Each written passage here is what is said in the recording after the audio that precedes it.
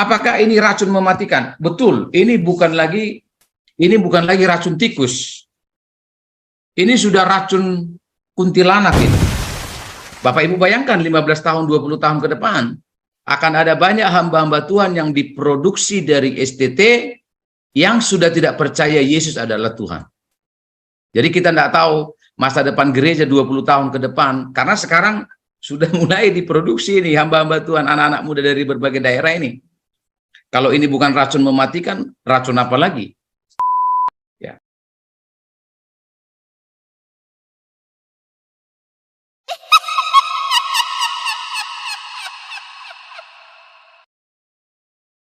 Yang kedua, apakah ini racun mematikan? Betul, ini bukan lagi racun tikus.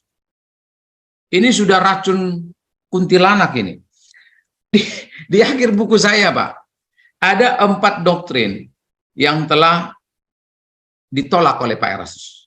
Dan 4 doktrin ini adalah pilar kekristenan. Pertama, doktrin proper, Tritunggal, ketika tidak meyakini lagi Tritunggal. Yang kedua, kristologi, melalui konsep Yesus sebagai wadahnya Logos. Yesus itu rumahnya Logos. Jadi Yesus itu bukan Logos, tapi wadahnya Logos. Ya. Dia dikenakan Logosnya Elohim Yahweh. Dan juga propaganda inkarnasi mistis. Kemudian yang ketiga, ini menolak atau berseberangan dengan doktrin keselamatan. Dengan apa? Dengan beliau mempopulerkan movement holiness. Kita itu hanya diterima surga, Pak, kalau kita sempurna berjuang seperti Yesus. Jadi begini Bapak Ibu. Seperti Elisa menerima roh dari Elia, kemudian Yohanes Pembaptis itu seperti metonim dari Elia. Jadi seperti Elia menerima roh Allah, Yohanes Pembaptis menerima Allah, Yesus juga menerima roh Allah atau firman Allah. Nah, mohon maaf, Pak Sinaga tidak akan diterima di surga kalau Bapak juga tidak dikenakan atau menjadi metonim daripada Allah.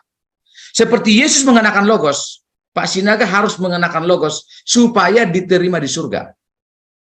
Ini sangat bertolak belakang dengan doktrin keselamatan. Kemudian doktrin primer yang ditolak adalah doktrin bibliologi. Di buku saya ada bab khusus membahas kenapa kita menolak proklamasi Pak Erastus yang mengatakan eksplorasi Alkitab. Eksplorasi Alkitab, eksplorasi Alkitab. Kita harus tunduk kepada Alkitab. Jadi ini otoritas subjektif. Dan Bapak Ibu, mohon hati-hati. Pak Erastus telah mengatakan begini.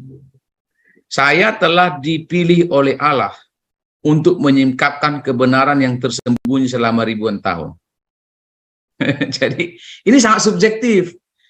Bapak Ibu, abad 20 saksi Yehova Charles Russell persis mengatakan itu. Joseph Smith ketika dia mendirikan Mormon, Joseph Smith berkata apa? Saya malam-malam didatangi oleh malaikat Allah. Nama malaikat itu Moroni.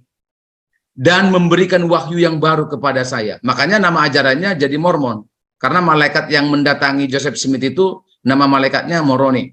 Bukankah agama yang lain yang terkenal juga mengklaim demikian? Menerima wahyu dari Tuhan. Nah, ini yang saya sebut, ini berseberangan dengan doktrin bibliologi. Bahwa setiap kita harus tunduk kepada otoritas Alkitab. Bukan otoritas subjektif perorangan.